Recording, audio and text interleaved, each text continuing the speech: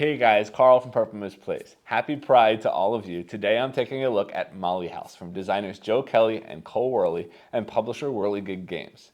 This is a sort of hand management set collection game with bits of roll and move and push your luck mixed in, set in the world of 18th century London, in the sort of world of Molly houses, which are sort of LGBTQ social clubs, if you will. You're taking on the role of Molly's trying to sort of throw festivities and build this community, trying to raise your personal joy while also building the joy of the community, at the same time looking to sort of prevent the Society of Reformation of Manners from closing down all of the Molly houses before you can get this sort of community up and going.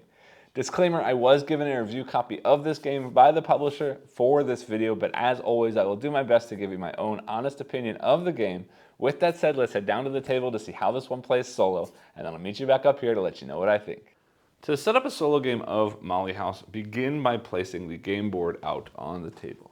Then taking the game mat and placing that in the center of the board like this. Next, I'm going to keep these all off screen just to save space and allow me to zoom in as much as possible, but I do have the different cubes from the 4 different Molly houses, the house rated for the 4 different houses, as well as these dangerous cruising markers. And these draw tokens will be all off to the side. I've also got the 2 dice here, which I will place out on the board for right now, as well as these 3 8-sided dice that we will use as sort of value representation for rogue cards later on in the game. I'm just going to set those off down here for the moment. The next step is to set up the Vice deck. This is the main deck of cards in the game. There are values 1 through 9 for each of the 4 different suits matching the 4 Molly houses, as well as a queen, a jack, a rogue, and I can't find one, constable in each of the 4 colors. For the solo mode, you're setting up just as you would for a 5-player game, so we will be using all of those cards. So I'm going to give those a good shuffle. And that deck will be placed up here, but I do need to use it for a few different things in setup. So I will place that later. But first I'm going to fill the market here with 4 cards, like that. And I will place 1 card face down here to start what is known as the gossip pile. And again, this deck will get placed here, but I'm going to set it aside to set up our starting hands in just a minute on the other camera. Then need to place out this community joy marker at the 0 space like this. I will also be placing joy markers for myself and the AI or the Rookery opponent in just a minute, but I need to do that as part of our setup, so I will come back and do that a bit later. I will also be shuffling and placing out these major and minor indictment cards, but again, I don't really have space on this camera, and I will have space on my other camera, so I will do that later as well. So finally, the last thing I do need to do in this sort of main area is take the deck of item cards, give those a good shuffle, and I'm going to place 1 of these item cards at each of the 4 shop sites, which are these center sites on each of those locations, or each of those different sort of areas of the board, like that. And I'll just set the rest of those cards off to the side. They're off just the side of the screen. We don't really need to have them on the screen, so that's the simplest way to do it for now. And with that, we are all set up the main area, so let's go ahead and set up our player stuff. All right, so then coming over to the other screen, we need to set up our player areas. For the game, both myself and the Rookery, or the AI player, will need a series of items. And the first thing is our player boards. I am going to be playing, as you probably guessed, with the purple player. And the AI will be playing as green. So both of our player boards will go out on this table like this. Each of us will also be getting a player pawn and joy marker, but these will go out on the board, so you'll see those come back in just a minute. Then for myself, I need to have my 4 encounter tokens, 3 loyal and 1 informer. I'll just keep those over by my player board. And for the AI, they're never going to be placing those normally, but I do need to have some markers to mark when I have sort of caught them as an informer. So I'm going to take the other 4 Informer tokens from the box, and I will give all of those to the AI for potential use later on. Then just to sort of set up space, I'm doing things slightly out of order the way I normally would do them, but I am going to take this deck of AI, sort of decision cards, giving those a good shuffle. And I'm going to set those off above the board, and I'm doing this now so I can give myself as much space below the board as I possibly can have, and you'll see why in just a minute. So setting those up, adjusting everything to give us the most space at the bottom, because now we need to take that deck of vice cards that I showed you before and deal out hands of cards. For me, I'm simply going to deal out 4 cards like this. But for the AI, we're actually going to make 4 stacks of 4 cards face down.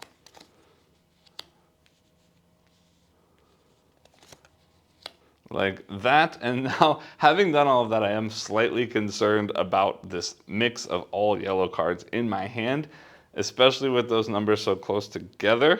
But I did shuffle the cards, I promise, so that is what is there.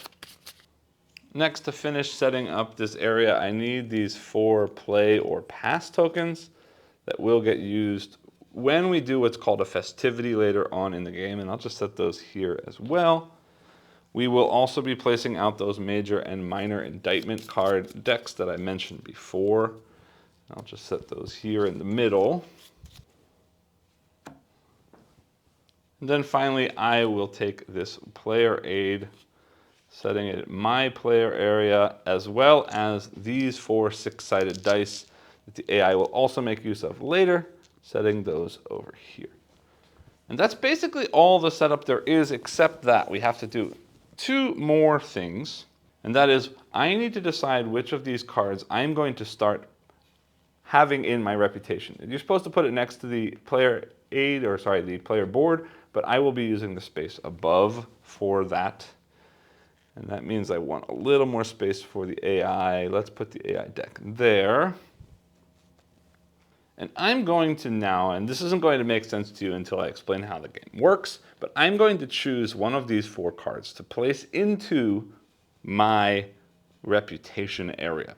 And when I do that, I'm going to take a number of joy equal to the number of stars printed on the card, or in the case of this queen card, which is actually what's called a Molly card, I won't score any joy, but having this queen in my reputation will mean that I have potentially bonus joy being scored in future turns. And you'll see how that works when we get into gameplay. But also, the AI is going to start with a number of joy equal to 5 minus whatever joy I have. So looking at these cards and knowing what I know, 5 and 6 are sequential, which is going to be important. But 6 and 8 could also be sequential if I pulled out a 7. But in any case, with the 5, 6, I could have a 4, 5, 6, or a 5, 6, 7. I am going to take this 8 because that means I start with 5 joy, but it also means that the AI starts with none. So I'm going to put that 8 up there in my reputation. So now I have 1 reputation in yellow, or at Mother Claps, and that means the AI starts at 0. Also, as part of this, the AI is also going to add into their reputation the bottom card. Well, I say bottom, sorry. The top card. Bottom is the backside card. The top is the frontmost card. The top card of these 4 decks will be added into the AI's reputation. And if any of the constables or rogues had come out here, those would get placed into the safe pile, which I'll explain a bit later. But for right now, they have 2 green, 1 yellow, and 1 red up here. They don't score any joy for the cards that they add to their reputation in that manner. They will simply start with those 4 cards in their reputation. And again, I will explain what reputation means a little bit later. All right, then the final thing we need to do for the solo mode is choose a difficulty. And the difficulty is going to be dependent on the number of these joker tiles that I choose to use for the game. These joker tiles are going to let me see some of the cards to start. They're also going to potentially help me score more points or have the community score more points later on in the game. For this playthrough, I will go 1 step more difficult, and I will start with 3 of these joker tiles. And what that means is I get to choose any 3 of these top cards to turn face up. And there's no really any difference between the stacks, so I might as well turn over the leftmost 3 cards. So they've got a blue 1, a 9 yellow, and an 8 blue. And seeing this, I kind of almost wish I'd kept that 8, but that is okay. All right, then coming back to the main board, we need to do a couple of things. First things first, because of the card I chose for my reputation, I am starting with 5 joy, and the AI will start with 5 minus 5, which is 0 for this game. I also forgot I do need to put this round tracker on the first round, or the week marker on the first week, as it really is called. I should point out, you will see there's one more die that did appear here. There are 4 of them. I only placed out 3 before. You will have seen that as a subtitle, however. And now I do need to choose where to place my pawn. And I see that my hand is all yellow, so I'm actually going to start up here in the yellow area, or the pentacles area, which means then the AI is always going to start in the opposite corner from us, so they will start down here in the red hearts area at Suki Bevels. And with that, we are all set up to play, except that I do need to return my Vice deck, having now set up my player area. So a game of Molly House is going to play out over potentially up to 5 weeks or 5 rounds of play. And during each round, we will be taking turns back and forth, starting with myself, and I should have marked this and I didn't, sorry. I will be the start player in the first round, so I will take this candelabra, and I'll set that over in my player area for right now. Starting with myself, taking turns back and forth between myself and the AI, until this deck of Vice cards runs out. And if one of us should start their turn when this deck is empty, we will perform end of week, checking to see if any of the game end conditions have been triggered, and if not, moving on to the next week, unless it was the 5th week, in which case the game ends anyway. So before I talk about how the game plays, there are 3 different ways this game can end. First, at the end of a week, if the community joy marker, this black marker here, has reached this 30-point space, as you can see here, it says 1 player and 4 player. In a solo game, that community marker needs to hit this 30 mark at the end of the week, or by the end of the week. And if it does, we have what's called community survival. And in that case, we're going to compare joy scores, and I'll explain more about how scoring works. Compare joy scores, and if my joy is higher than the Rookery or the AI's joy, I will have won the game. Another way that the game can end is if at the end of the week, all 4 of these Molly houses have been rated, meaning they have these house rated tokens on them, the game will end in a community infiltration. In which case, you'll see how this works later, but informers who have successfully informed on that one of those Molly houses will survive, but anybody who is not a successful informer will be hanged and will instantly lose the game. And then there's a bit of a different way to score should that happen, and I'll talk more about that should we need to, and if we don't, I'll make sure to come back and talk about that later after sort of the game makes sense, because if I try and explain how all the scoring works now, it's not really going to make much sense to you. The final way that the game can end is if, as I said, we reach the end of the 5th week and neither of those other 2 game end conditions have been triggered. We will trigger instead community atrophy, in which case the game ends in a loss for everyone. So I'd really want to try and push one of the game end triggers, potentially or hopefully community survival, before the end of the 5th week. And I'm going to do my best to explain how a turn works, but I'm hoping that this first week, after I sort of explain how a turn works, I can then explain all of the turns that I'm taking and all of the turns that the AI is taking during that week to sort of explain things as I go, rather than just trying to throw all of the rules at you. But let me first show you what the actions are that I can take. And let me sort of take my first action as I do that. Because the first thing I need to do on my turn is I'm going to take these 2 dice and roll them. And you'll see these dice have a variety of symbols on them. 1 boot, 2 boots, or this sort of card with an X on it. So I'm going to roll both of these dice. And in this case, I got boots only. If I had rolled any cards with those X's, I would discard a number of cards from this market matching the number of dice that had that sort of card with an X symbol on it. If it is a numbered card, like these three right here, it will go into what is called a safe pile up here. If it is a Molly or a threat card, Mollies being the queens and the jacks, the threats being the constables and the rogues, those will get placed in this gossip pile. And that's going to be a big, important sort of feature of this game, because at the end of the week, the things that are in here, the threats and everything else that are in this deck, will potentially be what causes sort of evidence to get placed into these Molly houses and eventually cause them to be shut down. So I'm trying to keep as much stuff out of there as possible, but also it's worth mentioning briefly that anytime a threat card, means either a rogue or a constable, are added into this pile, whoever is sort of doing the adding of that card into that pile will also be exposed should they have any cards or cubes in their reputation matching the suit or the color of that threat card. And I'll explain more about that in a minute as things happen, because again, I don't want to overload you with rules at the beginning.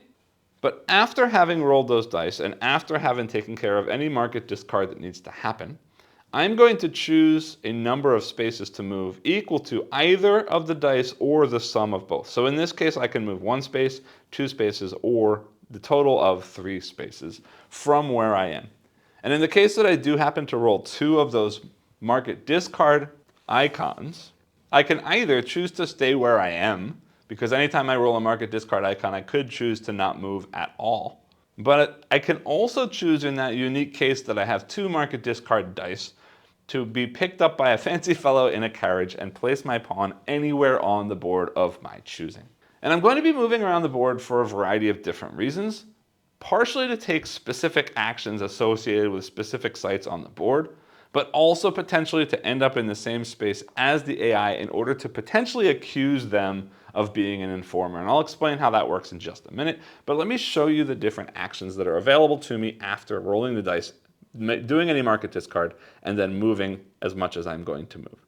At any location on the board, I can always do these 3 actions, although as I just mentioned, accuse is going to work differently in the solo mode. I need to be at the same location as the AI pawn, and then I can accuse them, and the way that accuse works in solo is slightly different as well. So I'll explain that slightly later.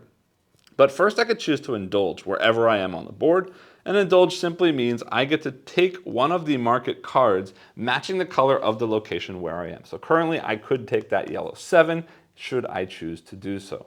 Then the next option I have is I could lie low, and lie low simply means I can draw a card from the top of the deck.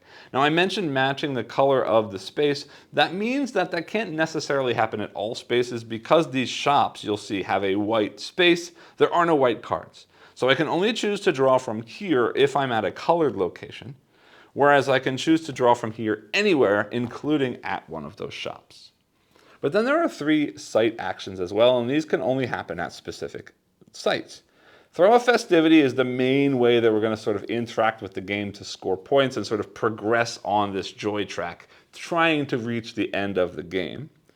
And a festivity must happen at one of the 4 Molly houses, and I'll explain later how that works as I sort of start playing through the game. Because that one is going to be quite rules intense, and it's better to see how it works as it's working. Next we've got Cruise. Cruise is similar to Indulge and Lilo in that you will be able to add cards to your hand, but here it says we're going to play a matching desire to my reputation. So from my hand, I'm going to play a desire, and a desire is any of the vice cards that have a numerical value. So I'll add one of those from my hand to my reputation.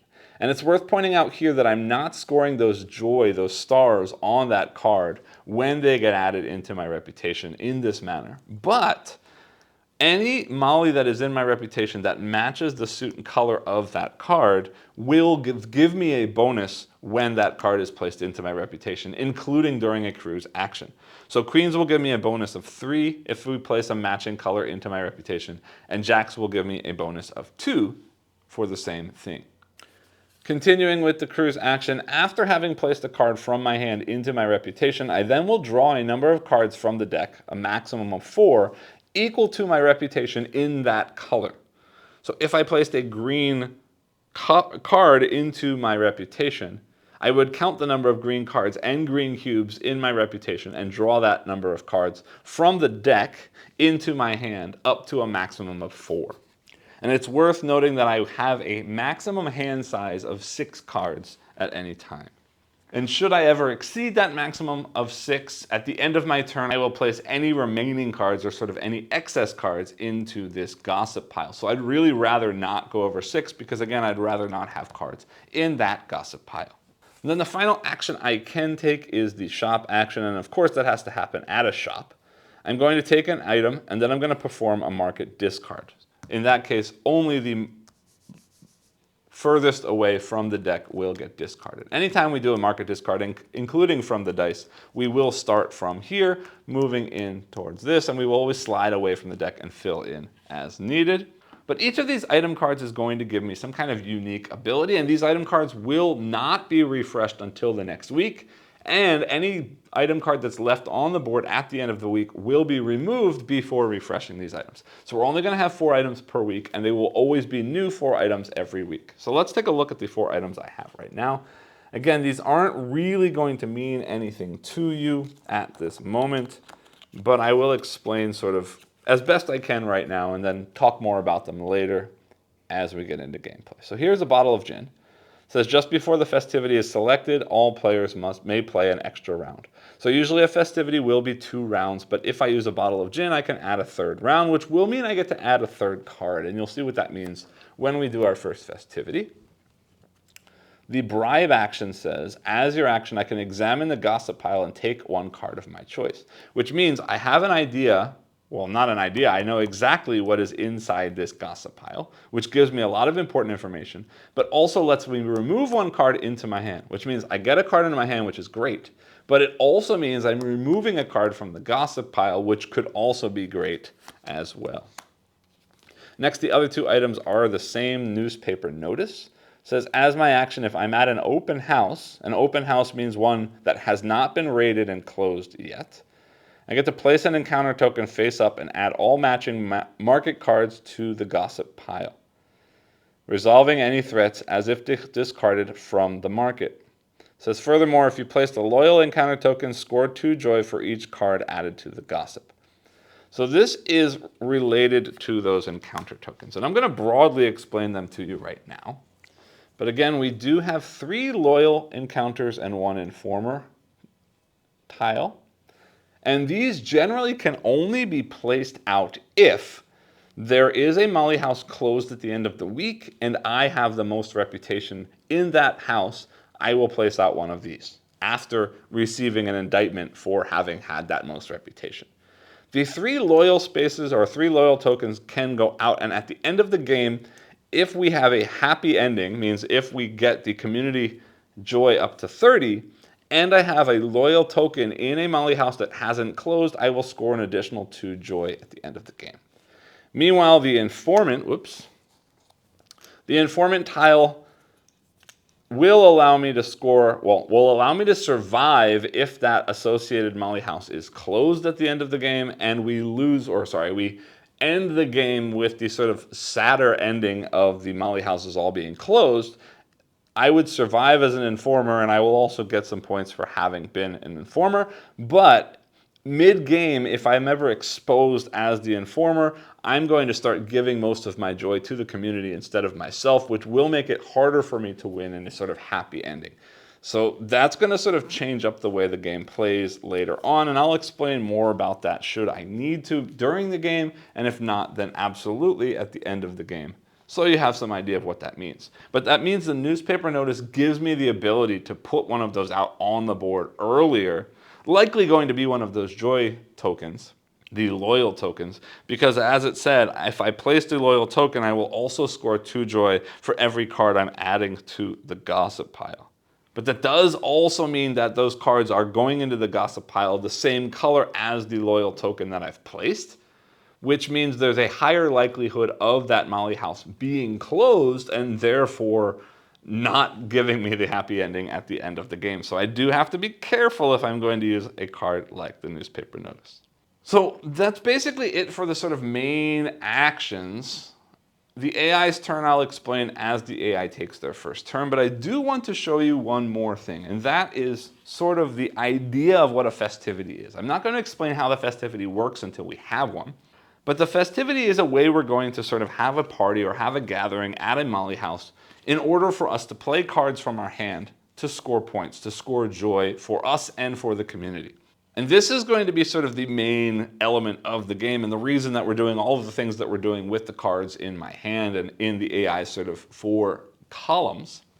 And we're hoping to score one of these 4 things. These are the 4 types of festivities we can have: a surprise ball, a christening, a dance, and a quiet gathering. And the quiet gathering is one we don't really want to use unless we're sort of trying to hurt the opponent, or we're trying to sort of carefully get rid of some of the threat cards, and I'll explain that in a minute. But the 3 different festivities we can have are 4 sequentially increasing cards of the same suit will be our best one for a surprise ball. 4 cards including 1 queen and then 3 cards with the same value or rank is our christening. And a dance is a jack and then 3 sequentially increasing cards of any suit. And the way that this works is we're going to take turns playing into the festivity, and I'll explain more about it when we have one. And then I'm going to select the sort of grouping of 4 cards that gives us the best grouping based on this sort of priority list, first, second, and third. And if we have multiple cards that can be used for a specific type of festivity, we will always use the highest valued or highest ranked cards to do so. In addition, if we ever can't do any of these 3 festivity types, we will then sort of default to a quiet gathering, which is any 4 cards, and in which case it will always be the lowest valued or lowest ranked cards that are selected. And constables in this case will always count as a sort of 0 in this case, so they will always be considered the lowest rank in that case. And the cards that are selected will score joy for whoever placed that card, either myself, the AI, or the community. And again, you'll see how that works when we do our first festivity. But in addition, the community will get a bonus based on the type of festivity: 3 for a surprise ball, 2 for a christening, 1 for a dance, and -1 should we have a quiet gathering. And whoever called the festivity, whoever's running the festivity, will get a positive or negative bonus based on the reputation matching the color of the house where that festivity is happening. And again, it could be positive for the 3 main festivities or negative should it be a quiet gathering. And that's all I want to say about the festivities for right now. But again, I will show you in more detail how that works as soon as we have our first festivity. So looking at what's on the board right now, I did roll 3, or a 1 and a 2, so I can move up to 3 spaces, but I must move at least 1 space. I do have that 5, 6 in yellow, and there is a 7 yellow here. I'm not sure how 4, 5, 6, 7, 8, 9 yellow is already coming out of this deck shuffled, but it worked out the way that it did. So I'm going to move 1 space.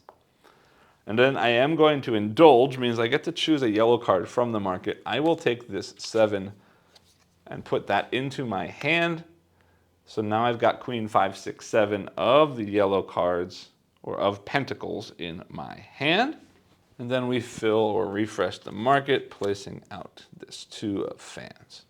All right, so now it is the time for the AI to take their first turn. So let me walk you through their turn. So coming over to our player board area, the AI on their turn is going to turn over the top card of this deck. And then I, as the player, get to choose which of these 2 sides I'm going to do. So I can choose this side, meaning I have to report on fans and pentacles, reveal 2 cards, lie low, and then do a market discard of 4 cards from the market. Or on this side, I can have them run a festivity, report on hearts and cups, lie low, and discard 1 card from the market. And looking right now at the market, those cards are all either numerical cards or a Molly card, which means I'm not really scared for them to get discarded, and I don't know that I'm ready for a festivity, although realistically, I have 5, 6, 7. The problem is the 4 is here, the 8 is here, and the 9 is here. So I can't get 4 in a row. And nobody has a jack yet, though I could assume that the community might play one out and hope to get the 5, 6, 7. But I think I'm going to hold off until we're more sure about that. So I'd rather they didn't play a festivity yet. And you'll see why that is as we get sort of more into the game, and you'll see how the inner workings work. So I am going to do this. Report means that they are going to place either of these suits from their reputation into the gossip pile. And if it's an open house, they will move one card, and if it's a closed house, they will move all of the cards of that color. And I need to choose either cups or pentacles. And I think I want to get rid of this Molly card because that will avoid them scoring bonus joy on a future turn. So I'm going to move that into the gossip pile, which means I know that there's at least one fan in the gossip pile. So there's at least one potential for the fan house, Miss Muffs, to gain some evidence on it at the end of the week. But that's that for report. Then we've got reveal 2. Reveal 2 means I can choose any 2 cards in the sort of stacks of cards for the AI and turn them over. So I am going to reveal this one. Ooh, that's dangerous because now we've got a pair of 9s that could end up being 3 of a kind, and I don't want them to score that many 9s because those are huge points. Then I get to do one more. Well, let's take a look at this card because potentially there is a potential action of the AI called Rig that lets me reorganize things. So let's see what's coming next. Ooh, there's a 4 of cups. Okay. Next is Lie Low, and Lie Low works the same way as it does for me. I'm going to simply take one card from the top of the Vice deck, and then I get to choose that face down on top of any of these locations. So I'd rather not have multiples of that 9 showing right now, so I can sort of cover that like that because they'll have to play this card before they would play that card in a festivity. And now the last thing is a market discard of 4 cards, so let's go back to the main board. Market discard means, again, any numerical card is simply going to go into this safe pile. And a safe pile simply just means that these are not in the gossip pile, so they will not become evidence at the end of the week. Molly's, though, unfortunately, do go into there, and now we've got a fan in there as well. Refilling here, 8 of fans, 7 of hearts, 5 of hearts, and here's our first threat card. This is a rogue. Now, I do want to point out here that rogues are special when we play in a festivity because I will be able to choose, and that's what we're going to use these 8-sided dice for. I will be able to choose the value of this card. This is not a 0 like the constable is. This is any value I want it to be in cups. And I only place that when that card gets played into a festivity. Also, I am going to do something that's not included in the rules, but I did see Ricky Royal himself, designer of this solo mode, do in his own video, and that is sort of track where all the threat cards are, or where all the known threat cards are. He had special sort of tokens he was using. I'm just going to use the cubes, which means I'm going to stick that cube right there, and wherever this goes, this cube will follow, so I can track where those cards go, and it will help me make better decisions and also help me show you my decisions better on camera as I play. All right, so that's the AI's turn, but one more thing. When the AI does a market discard from the market, I'm allowed to move the AI's pawn a number of spaces exactly equal to the number of cards they just discarded. So I could choose right now to move the AI 4 spaces. And the reason I might want to do that is so that I could accuse the AI and potentially reveal an informer in their hand. And I mentioned before that I had to be in the same space as them. That's actually not true. I can accuse from wherever I want to, but if I accuse from far away, that counts as my action for the turn. But if I accuse them from the same space where their pawn already is, or sort of currently is, that is a free action, and I will get to take an additional action on top of that accuse action. So I am going to sort of move them towards me. Let's go 1, 2, 3, 4 up there, like that. And now it is my turn, rolling the dice. All right, again, 1, 2, 3. I don't see anything here that I want. I still don't see any jacks out to potentially, Yeah, I don't see any jacks out to potentially take a jack. So what I could do, I can move up to 3 spaces, and I think I'm going to. I could come here and get this item. I could come here and get this item, but right now I don't think I want to. Instead, what I think I'm going to do is I'm going to move 1, 2, 3, and I am going to accuse him, so you'll get to see how that works. But then being here, I'm going to either be able to indulge and take this 8, or take the top card of this deck. And I think that's probably what I'm going to do, is take the top card of that deck. But first, let me accuse the AI. So when I decide to accuse the AI, I'm going to choose one of the cards that is face down in their area, and I'll turn it over. And if that card is a threat, I have successfully accused the Rookery. They will become exposed, or not exposed, but revealed.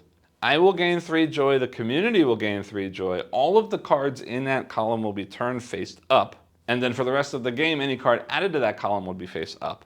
But also during festivities, any desire means any numerical card that is selected for the festivity from their hand, rather than scoring joy for the AI, will score joy for the community. And this is completely random at this point. I don't even know if there are any threats in here, but I'm going to select one, and I'm going to start with this first one, because if it's wrong, nothing bad happens, and then I know what this card is. It is not a threat, so my accusation was unfounded. But now I do see that's a 7, and he's got a 7, 8, 9 suited there, which scares me a little bit. So now I take my regular action. I will draw the top card from the Vice deck, which is the 1 of Pentacles, adding that into my hand, like that. And the AI takes their next turn. All right, so we've got either a festivity, report, and cruise with 1 discard, or reveal 2, indulge 1, festivity, 4 discards. So in either case, we're having a festivity. I'd rather not discard 4 cards because I'd rather not have that Rogue of Cups go into the gossip pile. So I am going to do this one here, which means you'll also get to see your first cruise. But let's start with the festivity. When we do a festivity, the first thing I'm going to do is the Rookery, the AI, is going to choose the house to have the festivity based on whichever house has the highest reputation. In this case, they've got 1 reputation in green, yellow, and red. So they will choose one of those 3. And the way that they determine the tiebreaker is based down here on this order. So they are going to be holding a festivity at the red house, or the house hearts. So they're going to first take this candelabra, showing that they are the one having the festivity. They will then move on their board, or on the main board, their pawn to the house where they are having the festivity, which is the red hearts house. And then the way that the AI is going to place cards into the festivity is going to be determined by this piece down here. But before we do anything, the festivity always starts with the community placing 1 card. So first we're going to take the top card of the Vice deck and place that here in the center. And it is a Jack of Hearts. Jack makes me very happy, but we need to be very careful, and I'll show you why in just a second. But I should point out here, if this deck were empty at this point, which it wouldn't be on the first placement, but it might be in the second placement, you'll see in just a second, we would shuffle the gossip pile and use that to place out the community card. But now, because the AI is the one throwing the festivity, they get to place first into the festivity. And the way they're going to do that is based on this card down here. They're going to get 3 pass tokens, play tokens, and 1 die. Which means, of these 4 cards, I get to choose. 3 of them will definitely get placed, and the other one I'm going to roll a die for. And if the value of this die is equal to or lower than the number of cards in that column will place. Otherwise, if it is higher than the number of cards in that column will get a pass token and will not place at all for that entire festivity, or sort of for the remainder of that festivity, should that be in the second placement. And we see there's a Jack out there already. So either what's going to happen is somebody else plays a queen, triggering this one, because that will be taking priority over the Jacks. Somebody places, or us as a group place out 4 sequential cards in the same suit, which can't happen, unfortunately, because the 4 and the 8 are up here. Or none of those things happen and we get a quiet gathering. But assuming that the Jack is out there and we will have a dance, that's going to be 3 cards in sequential order. And the AI will always prioritize their own cards and the community cards over my cards. Which means if I want to play any of my 5, 6, 7 into the selected cards, I need to have higher valued cards. It means I really don't want them to place out 8s and 9s if possible. Particularly the 8. Because if they place a 7 and a 9 without the 8, then they won't be able to use that 9. But also if they place a 7 and I place the 7, then they're going to use their 7 and not mine. But if they place a 7 and no 8, and I place a 5 and a 6, they would use my 5, 6, and their 7. So I am going to let them play that 7. I am going to let them play that 9. And I am going to let them play that 1. And I'm really going to hope that I roll a 4, 5, or 6 on this die so that they do not place that 8, or I am in big trouble. Because then they will play all 3 of their cards, 7, 8, and 9. And we rolled 3. Ouch. All right, so that's a bad situation. But they are going to place out all 4 of their cards. So in that same order, remembering which hand they came from, 1, 7, 8, and 9, and I'm going to place those out on the board.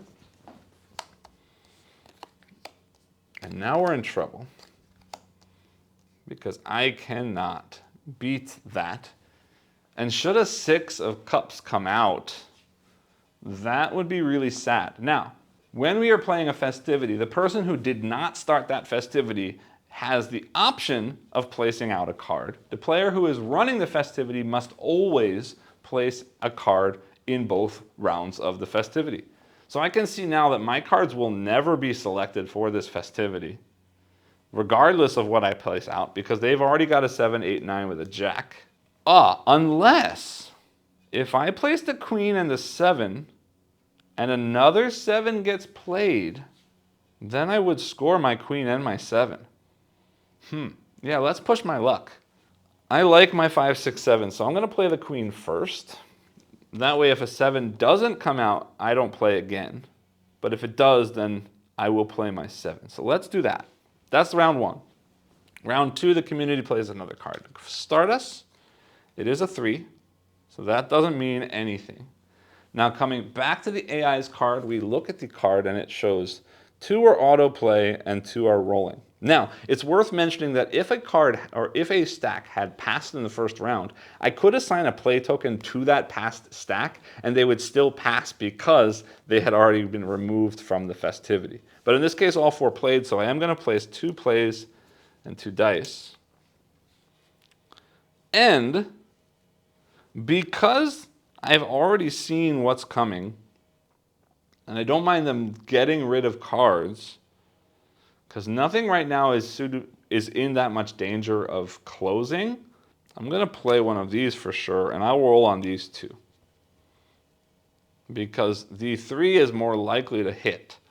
When I roll, it does not. It does. That's lower than that, so they will play on that one. Rolling on this 2 is a 4, so they pass on that one. All right, so this is going to play is a 3. This is playing as a 9. And this is playing as a 1. So there is no 7 coming out. There's a 1. The 9 came from here, and the 3 came from there like that. But I do see 2 1s.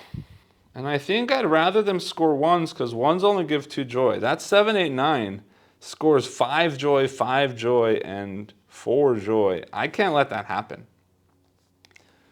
So what I'm going to do is I'm playing my 1 of Pentacles.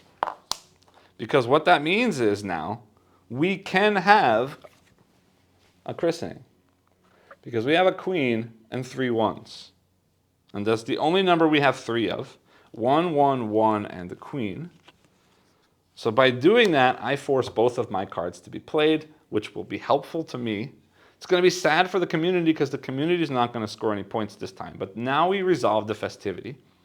We always start with mollies, either queens or jacks, that are part of the festivity. So my yellow queen will get played first. And that goes into my reputation. And next, the other 3 will get played. So my 1 gets me 2 joy. The AI's 1 here will get them 2 joy. 1, 2. And this one will also get them 2 joy, 1, 2. Both of these will go into the reputation of the AI, and this goes into my reputation. But you'll see now, coming over here, because I have a queen Molly here, matching that suit, I will get a bonus 3 joy for doing that. So going up here, 1, 2, 3 joy like that. Yay. Then, everything that wasn't played is going to get placed into the gossip pile. And whoever played that card will get a drawn card into their hand. So I'm going to, as I do this, mark off on the other screen with these draw tokens the cards there. So the first pile is going to get 1 card. The second pile is going to get 2 cards. The third 1 card, and the fourth 1 card. The community doesn't matter. Also, if there were any threats being added into the gossip pile right now, whoever was adding those threats into the pile would be exposed. And what that means is any cards in the reputation matching the suit of that threat would be removed from the reputation and put into the gossip pile.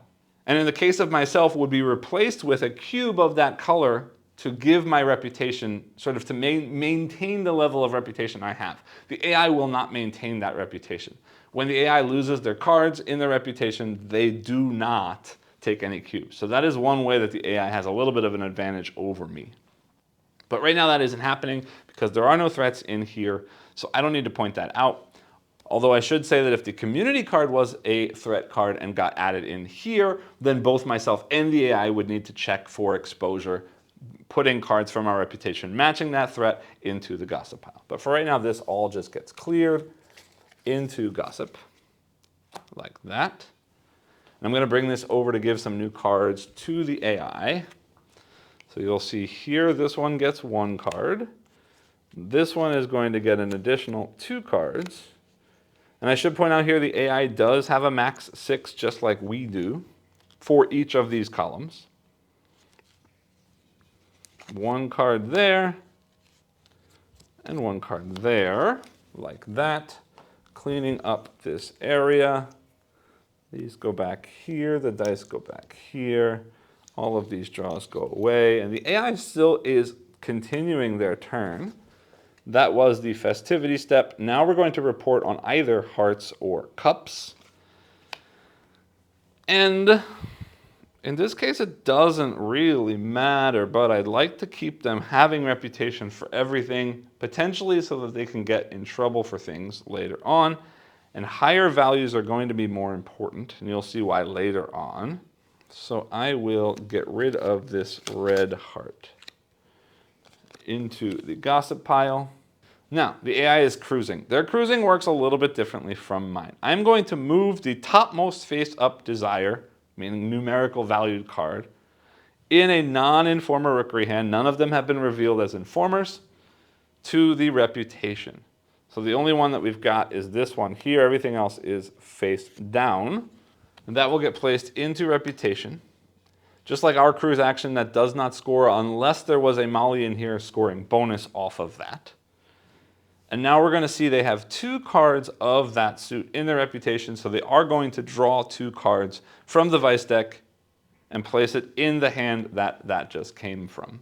So 2 cards will get added into that hand. Now they are discarding 1 card from the market, so let's go ahead and do that, and that will end their turn. So this card gets discarded. It is a valued card or a numeric card, so that will go there. These slide down. This comes out. And now we've got a green rogue. So I'll mark that card as well so we remember. And now I'm allowed to move them 1 space if I choose to do so. And right now it doesn't matter too much because eventually I kind of want to get over here to potentially score on yellow because I've got a ton of reputation in yellow. Sorry, I forgot one thing. Coming back to the festivity for a minute, we did score a christening, which means the community should get a bonus joy of 2. And the AI had a reputation of red. At that time, they had 2. They had this 8 plus the 1 more 1 that I got rid of. So their joy should have been gone up an additional 2 for having that reputation. Now I can choose to move them again. I'm kind of headed here to do a yellow festivity eventually, I think, I hope. So I'm not going to, yeah, let's move them that way just because. All right, so I roll my dice. Again, no market, discard 1, 2, or 3 movement. There's no yellow in here yet. I don't really need a bottle of gin, but I am going to move 1, 2, 3, there. No yellow cards to take, but I will draw from the top of the deck, and I do get a 6 of hearts into my hand. That is my turn, coming back to the AI. And they've got reveal 1, steal, lie low, 3, discard. I'd like to avoid that if I can. Steal, rig, cruise, and then discard 2. I like that better. So let's do this. Steal means they're going to try and take an item from the board. They will always take the item that is closer to where they are, which in this case is the newspaper notice. They will move there. They will remove that card from the game. They do not do the market discard that I normally would do when I take an item, but they do gain 1 joy for taking the item, and that is the steal action. The next action here is rig, which is going to kind of be meaningless right now. Rig means that I rearrange the order of the cards in 1 Rookery hand. I don't know what any of the cards are, so let's just say we're going to swap those 2 for right now. Meaningless, but that's okay. And then they're cruising. But now we're going to see there's a weird thing happening. Cruise means they take the topmost face-up card and add it to the reputation, but in this case, they have no face-up cards. So instead, they're going to perform a reveal 1 and then do a wild accusation. So reveal 1 means they just flip over 1 card. I will choose that, which is a problem. Not a problem, but I could have accused them and gotten them revealed as an informant. But anyway, they have that threat. And now a wild accusation means they are going to move to where I am on the board. So they're coming up here with me, and they're going to accuse me. They're going to draw a card from the Vice deck and add it to the gossip pile. And if I had an informer token, which I haven't placed any of right now anyway, so it's not going to matter, they would reveal it. But they won't. In any case, ooh, there's a blue threat card, and that's getting added to the gossip pile. And I don't see this instantly clarified on any of the instruction stuff, but that is a threat going into the gossip pile, which means it should cause somebody to be exposed. I don't know if it's just them for them placing it or both of us, but in any case, they're the only one with cups. So they're going to place both of their cups cards into the gossip pile as well. Like that. Again, I didn't get exposed because I haven't placed out any informer tokens anyway, so that is that. And it's my turn.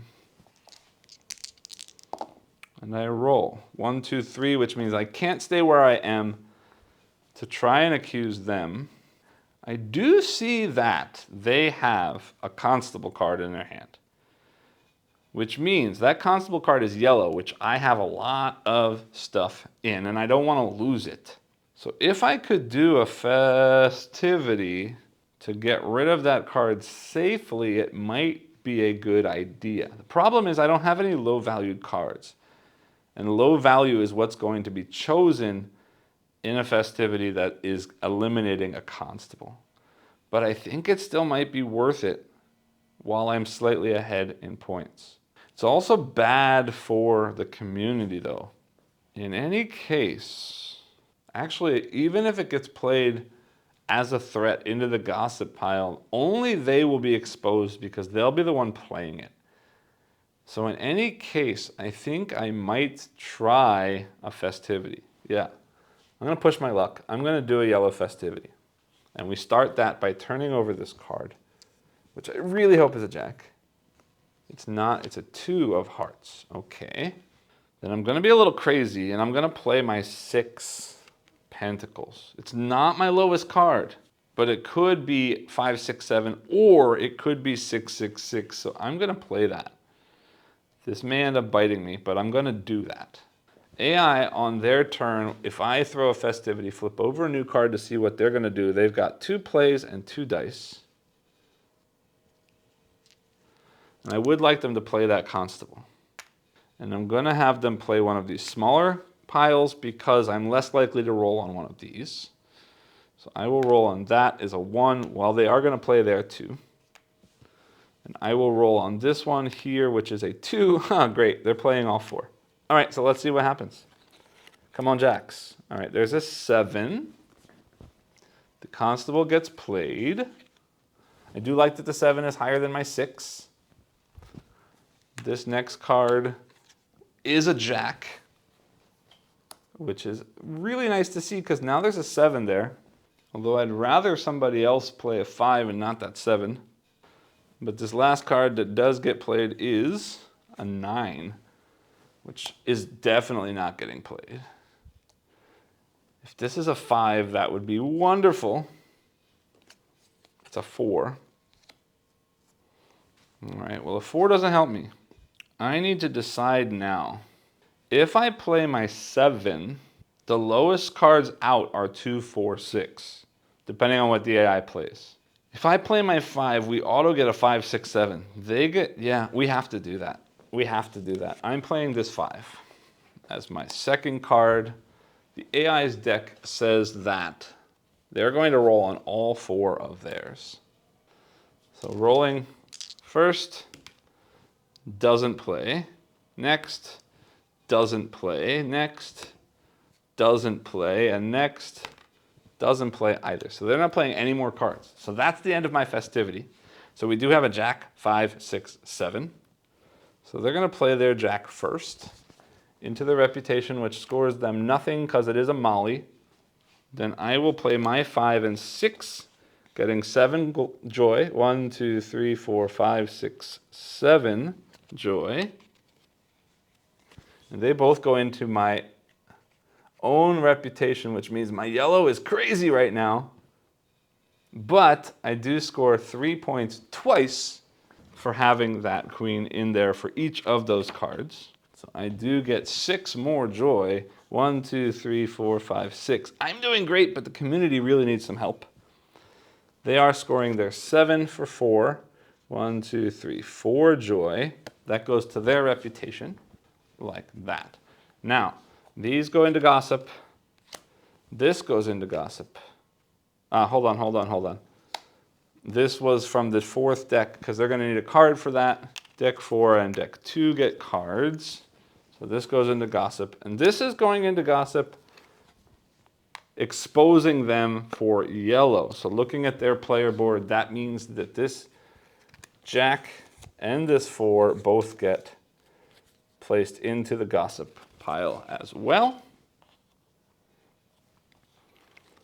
And then again, looking at the bonuses for the festivities, that was a dance, means community gets +1.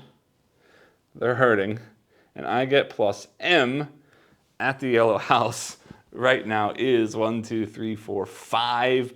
I get 5 bonus joy. 1, 2, 3, 4, 5. I am crushing it with joy. And that is the end of my turn. All right, then it is the AI's turn, drawing a card. First off, clearing up all this stuff. Sorry, they need to clear up that. And they need 2 new cards as well from that festivity. Sorry. 1 here, that is 1, 2, 3, 4, 5 is fine, and 1 here, like that. And now, this card says either indulge 1, lie low, rig, discard 3, or reveal 2, cruise, report, and 2 discards. I like that better because I don't want those 2 additional threats from the market to go into our gossip pile. So we are going to reveal 2 cards. Revealing this here is a Queen of Hearts. And let's do this one here as a 5 of Cups. They are cruising. Topmost face up, Desire. This is a Molly, not a Desire. So this 5 goes there. They're adding 1 card for blue cups to that hand, like that. Then they're reporting on plates, or sorry, pentacles or cups. They have no pentacles. So cups is reporting. That goes into the gossip pile. We've got a very fat gossip pile this time. Then they are discarding 2 cards from the market, which are this 7 and this 5, which will go into the pile over there. These slide down. And it is my turn. I can move the AI. Oof, another threat. Ouch. I can move the AI 2 spaces if I want to. There's no reason to. So I'm going to take my turn. It's worth mentioning there's only 1 card here. Rolling the dice. 1, 2, 3. Well, I might as well use the 1 to go there and accuse. And let's go see. First off, we've got 2 blue, 1 yellow, 1 green, and 1 red. So there's still 1 green, 1 red, and 1 yellow somewhere. And I'm going to assume they're older. So I'm going to do this pile. And I'm going to take their oldest card in that pile and flip it. Oh, yeah. All right, there's the yellow rogue. So this pile is now exposed or revealed informant. So those are going to flip over like that. Oh, and there's the other green too. So let's mark those.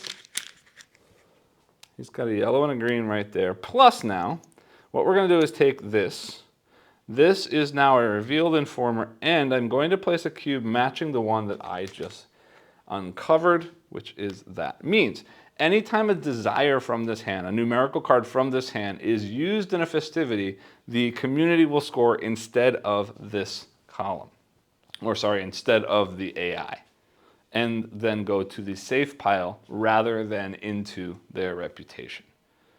That's very nice, except we've got some scary stuff happening because what's going to happen at the end of this week, which is going to happen real soon, is that any face-up threat cards in the Rookery's hand, including from a revealed informer, are going to be added to the gossip pile.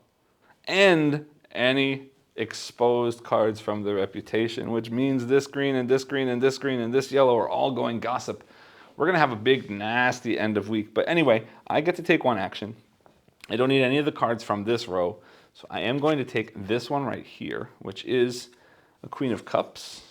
And that's the end of my turn. But now you see that this row is empty at the start of the AI's turn. So they would be taking this candelabra. They will go first next time, but they've already got it. So now we are going to the end of the week. And the first thing we're going to do is reveal any threats. So any threats in my hand would have to go into gossip. Same thing for the AI. So this one here and this one here, keeping the rest of them in order, will get placed in gossip, which means then also, because it matches and it's exposed now, this 5 and this 7 of fans, will also go into gossip. So I'll put those in there, and I know for sure we have 2 yellows, a blue and a green in there, which is a little bit scary because if we have enough yellows, means we've got 2 times however many yellow cards are in there. Potentially, if this house closes, I have a ton of reputation in that house, and I'm going to get hit with an indictment for sure, but let's see what happens. First things first, because the AI did turn in threats, that hand is going to get a draw token. They will get 1 card at the start of the next week. But now we come back over to this gossip deck. And what's going to happen is we're going to give this a good shuffle. And I really want to make sure I shuffle things. Whoops. I really want to make sure I shuffle everything very well to make sure it's nice and mixed up. And what we're going to do is that we're going to divide this deck into 3 piles. And then 1/3 of these cards will be removed into the safe pile. And that is rounded down, so if there's a smaller pile, the smaller pile will be the one that gets left. So we'll go 1, 2, 3, and I'm going to sort of organize them in different ways just to make sure this is really nice and mixed up. 1, 2, 3, 1, 2, 3, and 1 means one of these piles, let's say this one, goes into the safe pile. And then all of these are turned over. I'm going to sort them by suit. You'll see as we go. Oh, blue is in trouble. Yeah, we got a lot of trouble happening this time. All right. Yellow didn't hit as hard as I thought it was going to. So now we're going to place evidence or cubes matching the color into the house matching any suit that has a threat. So the number of threats times the number of other cards of that color. So we are going to place out 3 cubes into green, like that. Then 3 cubes into yellow, like that. And then 1, 2, 3, 4, 5, 6. Okay, we're still safe for now. Into blue, like that. Once we have 7 pieces of evidence at a house, that house will close. So blue is in serious danger of closing next week, but for right now, nobody's been closed at all. We also see then that we know that these 4 threats are here or here. It means they are going to come back into the deck. So I'm going to put those there to remind us of that. We've got 1 red here, we've got 1 green here, and we've got 1 blue. So that's 2 blue, 2 green, and 2 yellow. It means there's still 1 red in the AI's hand somewhere, which is good information to know. So all of these cards, plus all of the safe cards, are going to get shuffled to create a new deck for the next round, and I will place 1 card down, face down, into the gossip pile. So 1 card goes there, this goes here. I'm also going to place 1 card on that deck, on that stack that did turn in those threats here on the AI's stack. Also, while I'm here, we have these jokers. This is something unique for the solo mode. At the end of the week, I'm allowed to trade in one of these jokers to get 5 joy for the community. And since I've been struggling to get joy for the community this game, I'm absolutely going to do that. So we're removing that card from the game. And we're going to add 1, 2, 3, 4, 5 more joy for the community. Also, the items that were left behind come off of the board, and we will place out 4 new items. Dress of Pentacles, a domino mask, a bribe, and the dress of fans. You did see the bribe before. That's the one that lets me examine the gossip pile and take a card.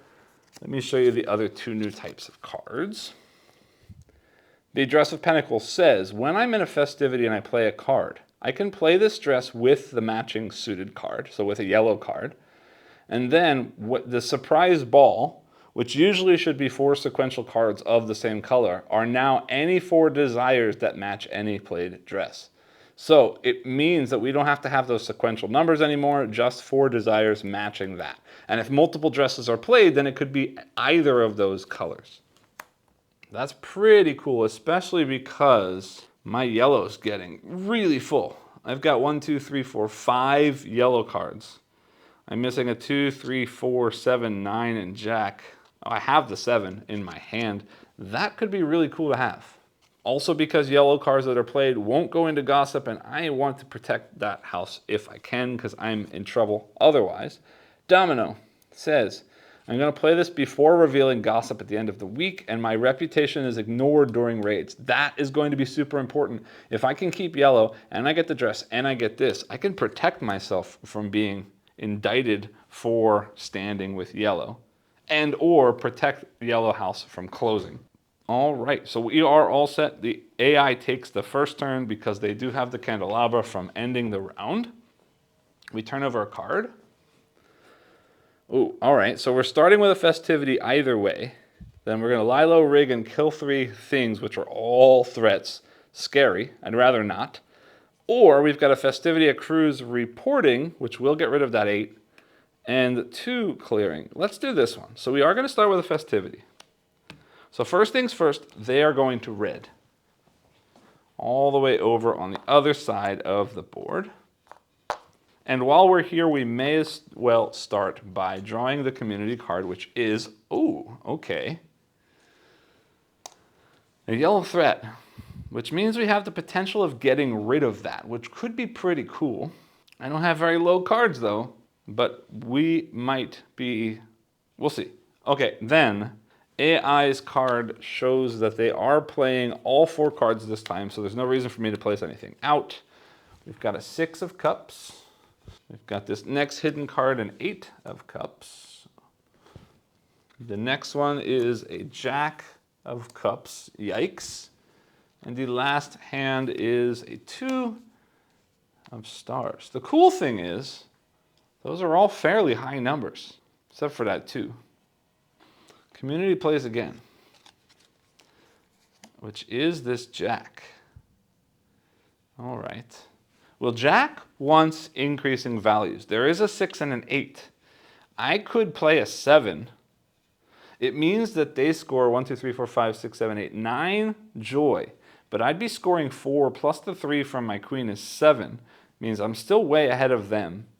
And it means that the community would score this. Except then it means this threat gets played and I lose all of my yellow cards. Plus, he goes into gossip with all of those yellow cards. And that means that this is almost definitely going to close. So I need to not play my 7.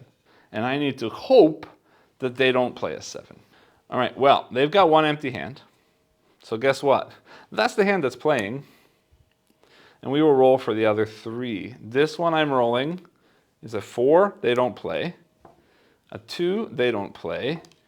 And a 1, they do play. So they're going to place a 6 of fans, which is sad. Oh, but that's okay. Whoops, I never played from my first hand, and I should have, and I was going to play the 6. Sorry. But I am passing this time. So that is the festivity. There is no surprise ball. There is no christening because there is no queen. There is no dance because we don't have that 7. Which means we are going to do a quiet gathering. So we're picking the 4 lowest cards, prioritizing their cards and the AI's cards. Means 2, 6, 6, and that, unfortunately, my 6 doesn't get played because their 6 did. And that's sad for me, but it's okay. Because what's going to happen is this. First, they're going to play this 2, this 6, and this 6. So they're going to score 8, 9, 10. Wow. 1, 2, 3, 4, 5, 6, 7, 8, 9, 10. 10 points for them. These go into their reputations, which doesn't trigger anything else special. And then this also gets scored. Now, because this is part of the festivity, it goes into the safe pile. And all of the cards, because it was played by the community, all cards matching that in both my reputation and the AI's reputation will be removed, except they go into the safe pile now and not into the gossip pile, which means we've basically just protected yellow pretty well. Yay. This isn't great for community though, and you'll see why in a minute, but over on my player area, I'm going to take a draw token for this card, and we'll do this in a minute. The second and third stacks both get a draw token, and this does nothing for community. All of these go into the gossip pile. And then unfortunately for bonus, because that was a quiet gathering, well, good thing for me, the enemy, the AI, gets a -1. Great. But, sorry, no, the community gets a -1. The AI will also get a -1 because they have one red heart card, where is the location where they just did, so they also get a -1. I really need to get them moving because they got to get to 30. Sorry, this should be round 2. Then back over here, drawing cards for those tokens. I've got a 3 of cups. AI gets 1 card there, and 1 more card there. All right, then continuing the AI's turn, they did do the festivity. Now they are cruising, but there are no cards available for them to cruise. That's not true, sorry. The topmost desire is that one, like that. Okay, that was actually okay, which means they have 2 hearts, so this one will get 2 cards. 1 and 2, like that. Then we are reporting on fans or hearts. Let's get rid of this heart into gossip. And now we do need to discard 2 market cards, unfortunately, which means both cups and fans are going in there, which is a problem because cups is bad. And it also means the AI has the 6 of cups and the 6 of fans. So those will also get placed in there, unfortunately. These slide down. Turning over 2 more. All right, there's our green constable. And now, coming back to the AI screen for a minute, this deck and this deck are now out of cards, which means that we need to draw them cards. And the way that it's going to work is moving left to right. I will take the cards furthest away from the market deck and place it face up in that hand. So this red constable is going here, face up, and then this green 9 of fans is going right there. These slide down like this. I've got a green 5 and a 2 of hearts, and it is my turn, although I can choose to move them twice if I want to. Yeah, let's do it. They go there. I take my turn. Yellow's not so important to me anymore, because I don't have those cards. Oof! All right, well, we've got some options. First things first, I gotta kill 2 things here. Green constable goes there. I don't have any green stuff, so it doesn't go in. This one goes there. Those slide down. I've got a jack of hearts and a 9 of pentacles. That's sad because I wanted that 3 to get some extra 3s with my queen to potentially get a nice hand going. But I can go anywhere I want to. 2 greens and a blue here. I don't know where these are. These could be still in here. They could be in the AI's hand. So now I need to figure out, do I go there or do I go... Yeah, you know what? I want that domino anyway. I'll go there and accuse them. And whoops, this hand should already be accused. So these should all be face up and not face down, which there is a blue one. So we're still missing the 2 yellows and a red.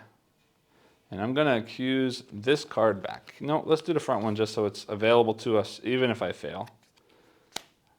No good. My action, I take this domino mask to protect me in the future, just in case. I don't have any reputation anymore, so it's not a big deal. But that's that. Back to the AI. They take their turn. I don't want another festivity right now, I think. Looking at what they've got... Yeah, I might actually, because then we can get rid of this constable. Both of them possibly. It's not good for the community still. I need to push them hard. Yeah, I think we have to. All right, we're doing a festivity. They're going to hearts again. Community comes out with a jack of fans. All right. No good for community. They're playing 1 and rolling 3. I want them to play this. I can't have it go into the gossip pile, because there's already 1 in there and blue's about to explode anyway, and it's likely going to happen, but let's do that. Rolling on this. Nope. Rolling on this. Yes. That will get played. Rolling on this does not. All right. So we've got hand 2 is this. And hand 3 is this, like that. Now, for me, yeah, let's score points, I guess. I will play this 3. Come on, low numbers. Nope, that's a 9. The only way I can save things would be if, either way blue explodes, if I could get the AI to play an 8. If this was an 8 and they played it, potentially we'd be okay. I'm going to have them play anyway. That they have to play 2 and roll on 2. I'll say play there, but they can't play because it's already passed, so I'm rolling on this one. Oh, it is being played. All right, so this 5 and this R. Okay. That was there. And that goes there. And I can set that to whatever I want. And yeah, I think I will. They're playing it red anyway. I don't mind if they get a little extra points. I'm going to set this as an 8. And I'm going to play a 7. which means we do have a dance with this jack, 7, 8, 9. All right. So we start with the non-threats first. I get 4. 1, 2, 3, 4. And this goes into my reputation. The community gets 5 from that. 1, 2, 3, 4, 5. And normally these score no joy, but for the community they do, so they're going to score another 4. 1, 2, 3, 4, but up to 16. Great. That's our 7, 9, and jack. This is an 8, which means it is going safe. So now I have a red in the safe pile. I think this yellow is too, but I don't remember if that's why that's there. This goes away. That means his red goes away into the safe pile. Great, because that means they're not going to score bonus for being in red. Then I get 1 card, and that goes gossip. They get 2 cards, and those also go gossip and explode all blue because that counts as community. That's the revealed informer. This goes gossip, getting them a card. Blue is absolutely crashing. Hopefully not enough that we fail right away. And then bonus. For the dance, community gets +1. They get plus reputation, which is now 0 because it got cleared there. So community's up to 17.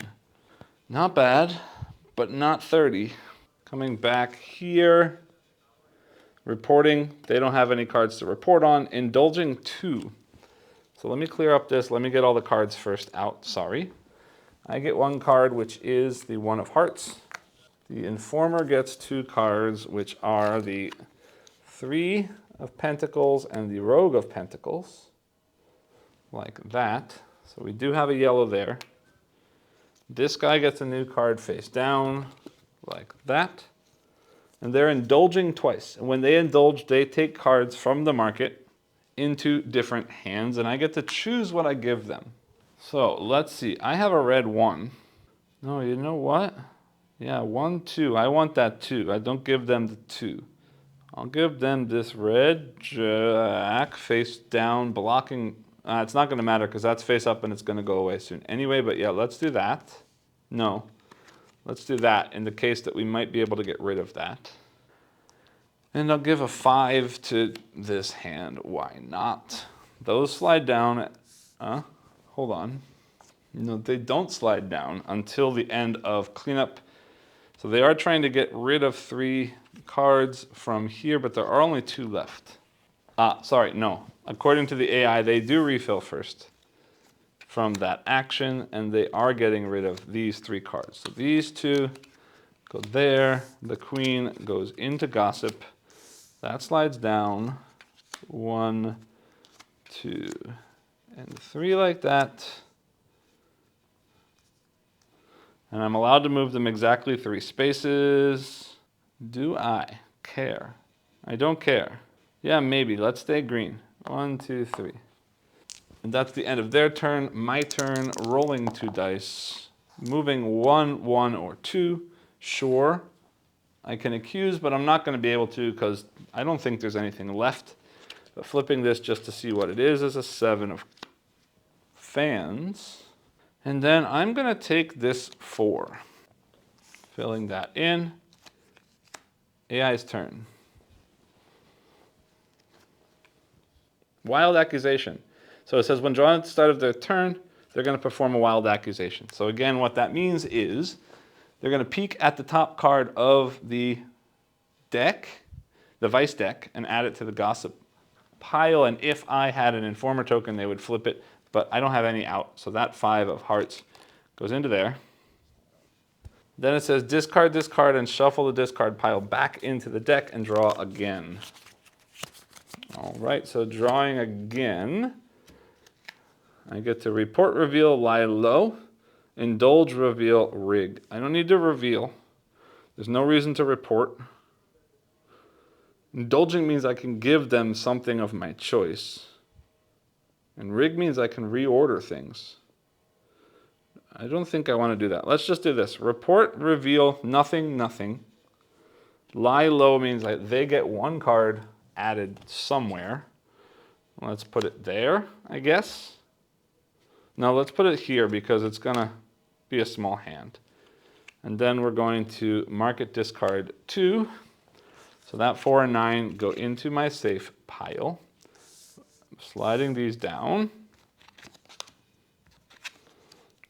That's empty. Start of my turn. So I will trigger the end of the week, which is a little bit sad right now. First things first, from the AI's hand. This deck and this deck are going to get a card because this rogue and this constable are going into gossip. Like that.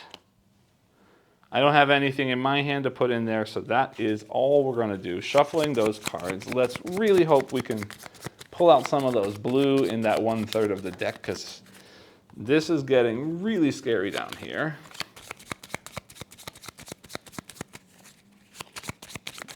I don't know where this came from, but it shouldn't be there. Ah, that was from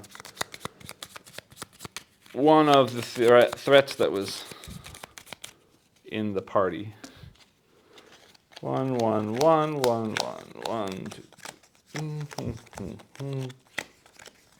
1, 2, 3, and 1, and we'll get rid of this pile. Please be good to us. Well, at least we know that that's not in there. Let's see what we got. Green.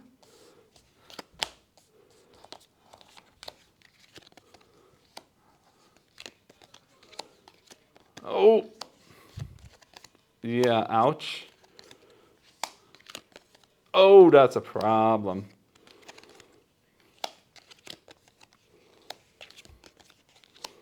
Yeah, we're in trouble. 1, 2, 3, 4, 5 times 2 is 10. And that's a problem because, watch this. Adding in 10, and I'm not sure we're even going to be able to do that, because as soon as I place 1 here, 1, 2, 3, 4, 5, 6, 7, would mean now that that house is rated. So that's going to go there.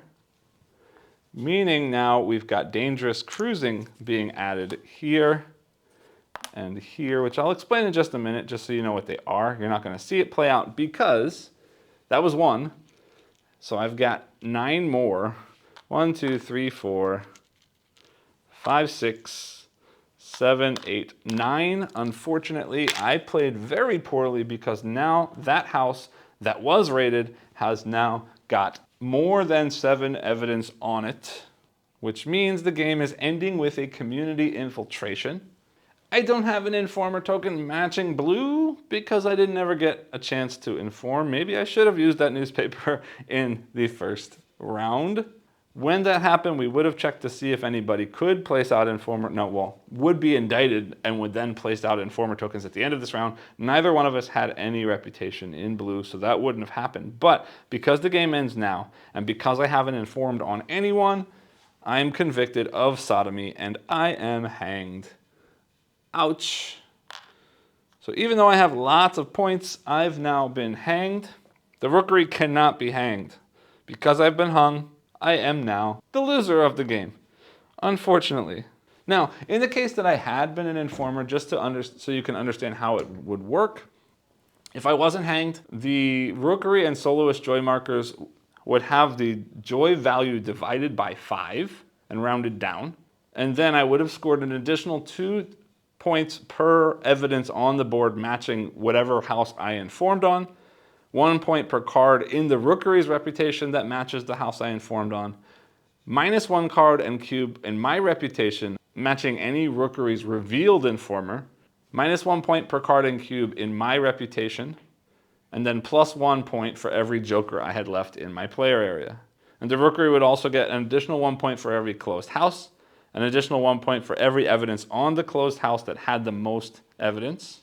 And an additional 1 point for every reputation of mine that matched that Molly house that had the most evidence. And then we would compare scores. Unfortunately, I'm hanged. I lose the game.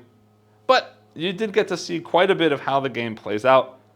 The only thing I do need to point out here that I didn't have a chance to talk about because of the way the game just ended is this dangerous cruising spot. So normally for a cruising action, I would play my card to my reputation then gain a number of cards equal to the number of cards and cubes of that reputation or of that suit up to 4.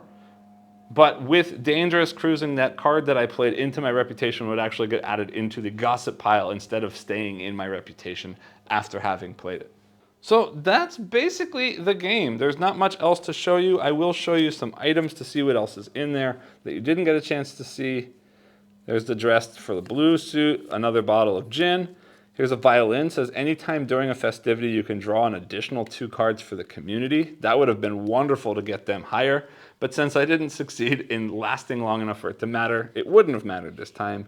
There's a red dress, another domino, more bribes, more newspapers, more domino, bribe, violin, gin, violin. So those are all of the items, and that's basically all there is to show you. Now, talking about components here, the card art here is beautiful. It's sort of old illustrations from the times related to sort of the quote here. Everything mentions some kind of event that happened along with a date that it did happen. There's a whole lot of history going on in this game. I will talk more about the theme, at least briefly, in my final thoughts, but everything here oozes the theme. Everything connects, again, from Wehrlegig. You come to expect this, but it's continuing to be the truth.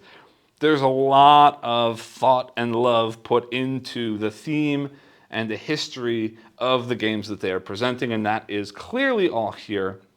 Components are great. The dice are nice, chunky, easy to roll, easy to read dice. I do like the color, this sort of marbly pink color of these dice here. The cubes are just cubes, but they're very big, very chunky, very easy to distinguish colors, I hope. Again, I'm not colorblind, so I can't point that out, but at least to my quick sight, it's pretty easy to see, although I guess you could say if these are close together, and less so about the cubes, but more so about the cards. Sometimes the blue and green is a little bit tricky to see, but the shapes are different, of course, so there is that. The components, yeah, everything looks great. These pawns are awesome, and they are unique. Let me show you the other ones from the other 3 player colors. They are all unique shapes, which is really, really cool. I know that there is a sort of metal pawn upgrade that looks gorgeous for this game. I don't have them, so I can't show them to you. But again, looks really good. Looking at the AI's cards, they are very, very clear, very easy to understand, very easy to see what's going on all of them. Again, this artwork, the design here is really cool, really pretty. The quality of the cards, they do not have a linen finish. They are glossy, but they are very nice, heavy-duty cards. They shuffle very well. They feel really nice in your hands. This candelabra piece, big chunky wooden thing, maybe bigger than it needs to be, but it's pretty and it works and it's nice. I do want to call out and praise them for all of the different player aids in this game. The player board very easily describes all of the different actions available to you. This little card shows you everything about the festivity scoring, shows you everything about what revealed informer means. And then there's also these sort of player aid sheets, both for a regular player here explaining festivity, explaining how threats and reputation work, over here explaining what happens at the end of the week, and then another one specifically for the Rookery, explaining all of the different Rookery actions, and on the backs talking about how the Rookeries perform in festivities, what happens at the end of the week with the Rookery, and how final scoring works for each of the different end game conditions against the Rookery. Really, really useful. Great, because the first few times I played this game, I kind of didn't follow the rules all that well, and I was referring, and it was super easy to just refer to these rather than need to pull out the book every time. The other thing I do want to show you, this board is very nice.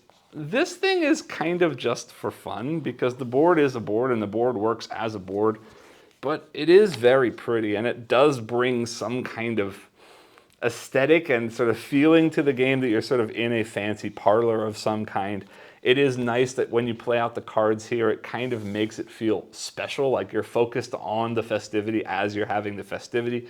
It also does work as a place to roll dice that they roll quietly and nicely because it's a nice soft neoprene mat. So completely superfluous and unnecessary, but gorgeous and very nice to have. So yay, I guess. As far as the box is concerned, it does have an insert. The mat does fit into the box perfectly well. It rolls up and then fits. I'm not doing this nicely, but it rolls up and fits very nicely in that slot right there. All of the other components sort of fit in here. There are sort of 3 sections, but the sections don't really mean anything, and you kind of just have to fit things in as they fit. So I don't know if that's a good thing or a bad thing necessarily, but everything does fit into the box and everything does get held pretty well. So it's a mediocre thumbs up for me, but it is a thumbs up for the sort of organization of this box. That's basically all I've got for the components. Meet me back up top and I'll let you know what I think about the game itself. Welcome back. I hope you enjoyed that playthrough. I wish it could have turned out better for us in the end, but I hope that playthrough was helpful for you. I do want to start off talking here about the theme of this game, and I am going to apologize up front that I haven't done as much research as I probably should have, so I can't really dig into the theming on this one.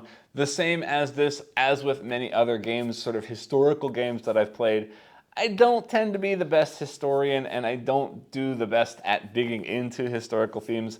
I do appreciate and I applaud Wehrlegig Games again in this game, as they've done in previous games, with putting tons of history into the game, both in the book, in the manual, the rules book, as well as into the game itself. And it's there and I appreciate it, and I really should pay more attention, and I apologize ahead of time that I didn't, so I'm not going to focus too much on that, but I do want to say that I love the theming of this game, and the theming of this game is ultimately what pulled me in. I had absolutely no idea what kind of a game this was going in, but visually and thematically I was very intrigued. I am applauding Wehrlegig and the designer of this game, or sorry, designers of this game, for putting a theme like this onto my table. And for that theme alone, I dove in because I was very curious to see how this game was going to play, and I had been a fan of previous Wehrlegig games, specifically Pax Pamir 2nd Edition, so I wanted to see sort of where the Wehrlegig design pedigree, as well as Joe Kelly's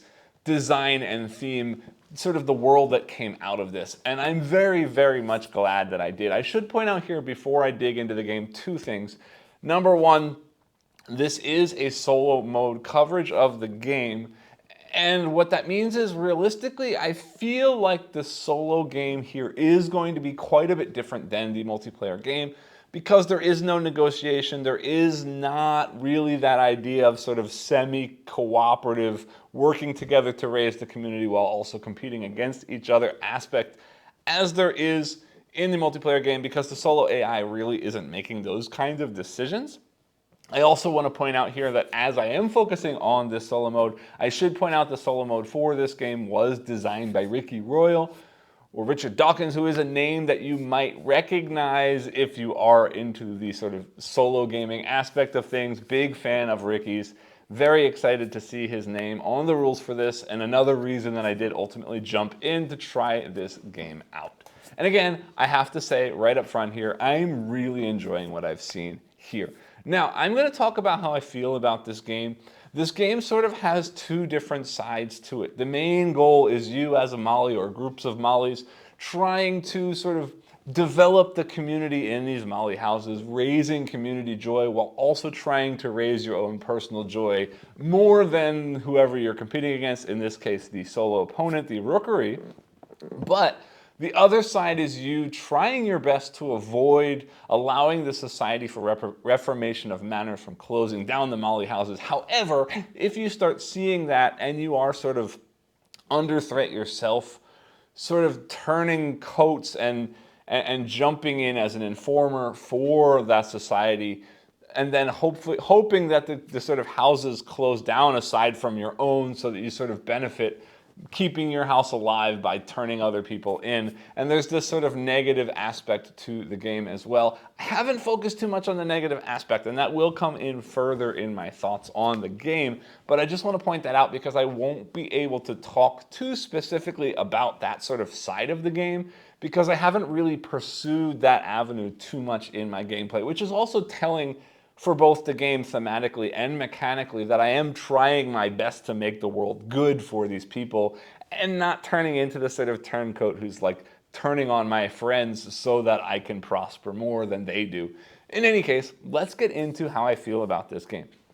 Ultimately, this game comes down to a sort of basic roll and move game that adds in the main mechanism of sort of hand management of these cards, sort of a set collection aspect of you playing these festivities or building these festivities or throwing these festivities at your own Molly houses or at any Molly house mechanically, to hopefully build up certain sets of cards to increase both your joy and community joy, making sure whenever possible that the cards that you're playing into that set are chosen as the set, and as few as your opponent's cards as possible are chosen into that set.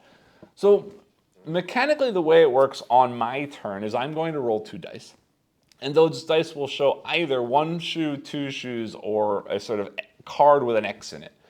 If it shows 1 or 2 shoes, I'm going to choose either of those numbers or the total of those values, assuming both dice show those shoe symbols.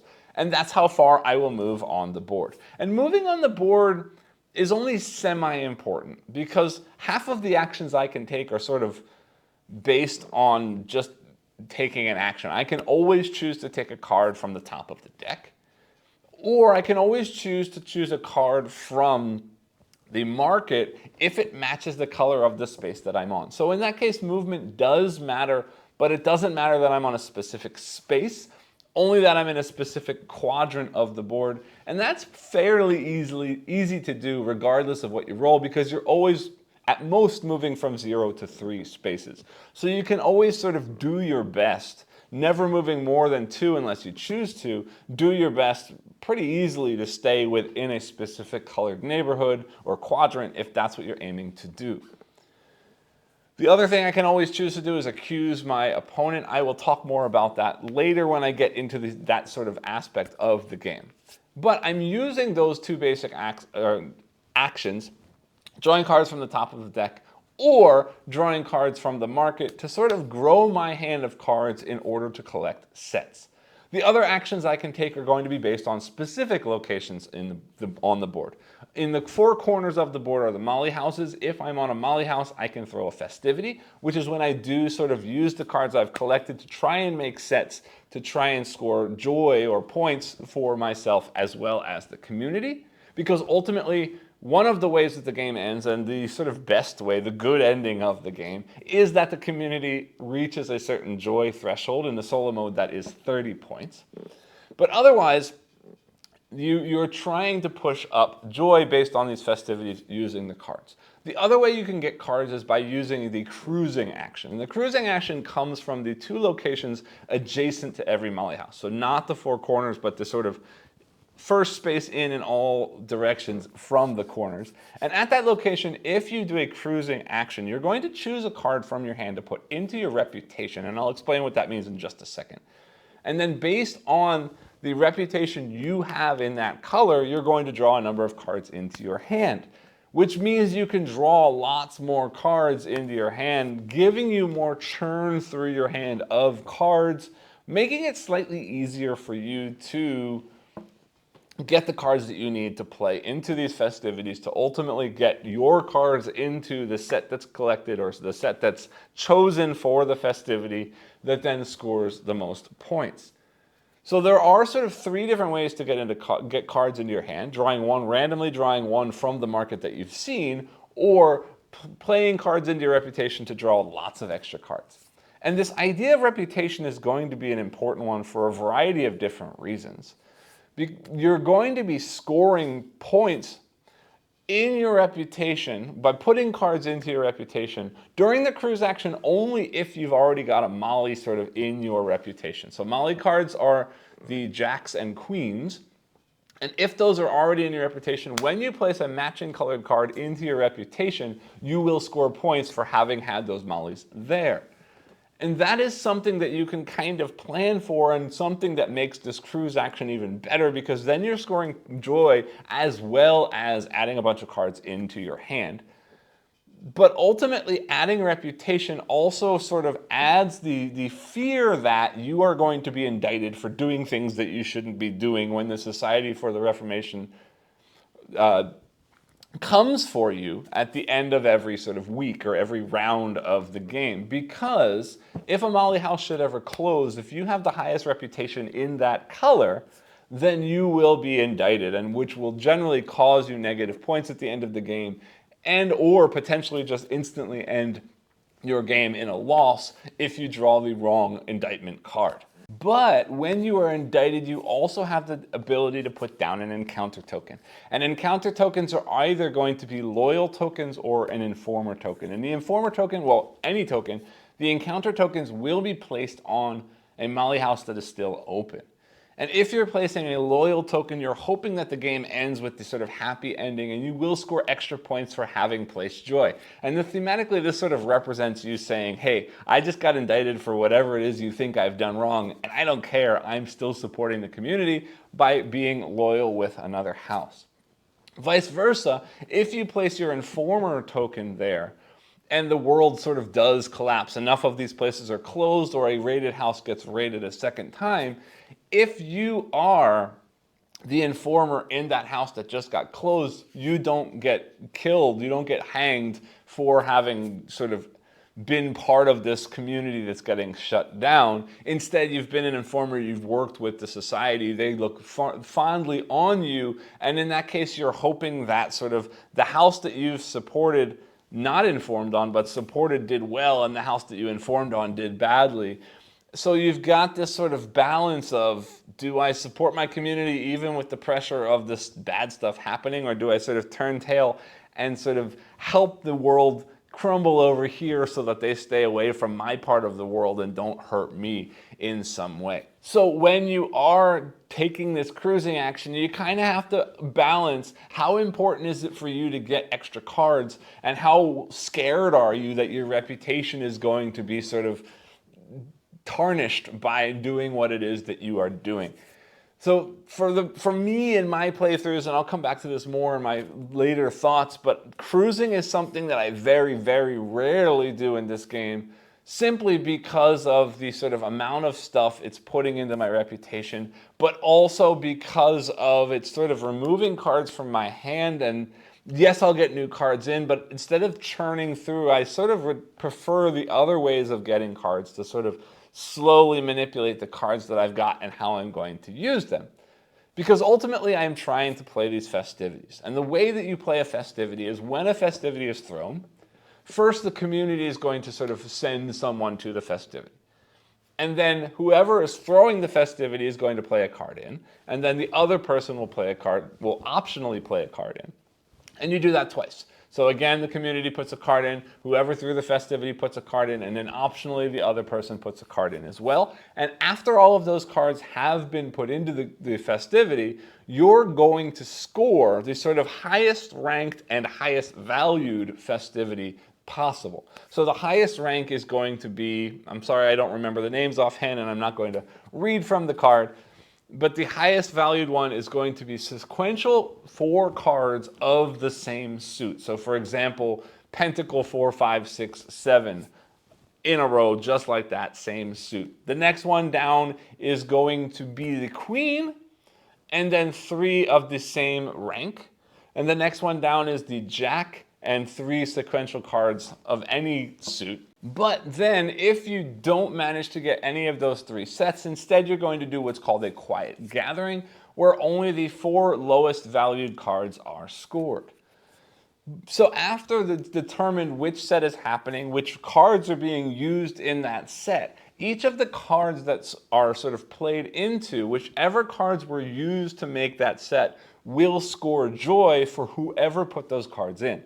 So if the community put those cards in, they will score joy. If I put those cards in, I will score joy. If the AI put those cards in, they will score joy, equal to the stars on that card. And then for myself and the AI, those cards go into the reputation, which I've kind of already explained, and the community will simply go into a safe pile. Also, it's worth mentioning here that any bad cards, there are 2 types of bad cards, the rogues and the constables, and these are the sort of society members that are coming after you. if they are scored as part of the festival as well, they will go into the safe pile as well, which means that, I haven't talked about this yet, but at the end of the week, any of those constables and rogues that are in what's called the gossip pile could potentially come out, could potentially find evidence on these molly houses, and could potentially raid or close those molly houses, which is what you're trying to avoid. So by trying to set up these festivities in some way to include some of those negative cards to go into that safe pile means you are protecting. Now, you're not scoring any joy for having had them in your festivities, but you are safely removing them for that round, so you don't need to worry about the negative effects of having those cards.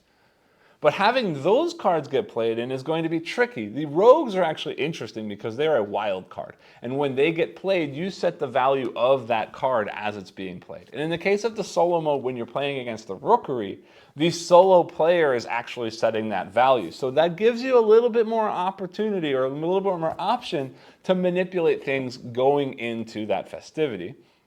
But then the rogue could be then contained in any of these different sets based on the value that's been assigned to it, because it also does have a normal suit, so it basically counts as that suited card and could be removed to that pile at that point.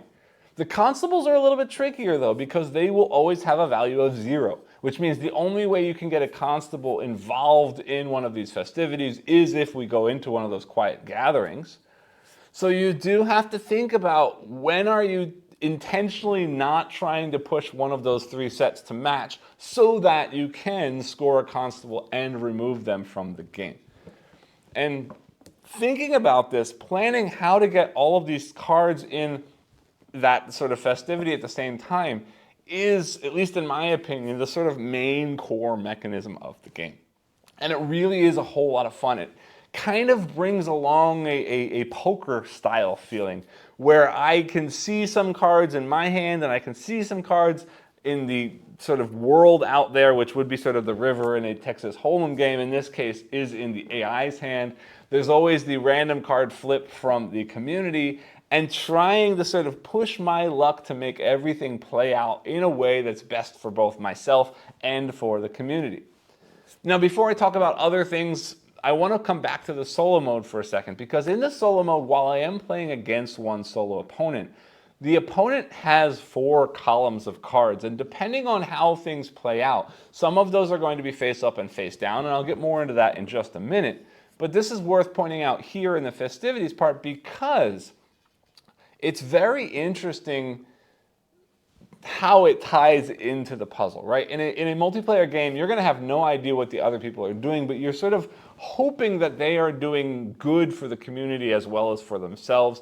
And you can kind of try to set things up just based on your own cards, based on what the community as a whole needs, and try to play into festivities. In the solo mode, and this is one of the reasons I'm saying this is quite a bit different than I imagine the multiplayer game will be, is that I can see some of the cards that the solo player, the Rookery, will play into the festivity, and each of the cards, because when I start a festivity, I'm going to turn over an AI card, and when they are starting a festivity, they've already turned over a card, and it shows me a very interesting pattern of play or dice tokens that I can assign to each of those 4 decks to guarantee a card gets played, or to sort of push my luck based on a die roll to see if a card is going to be played from one of those hands.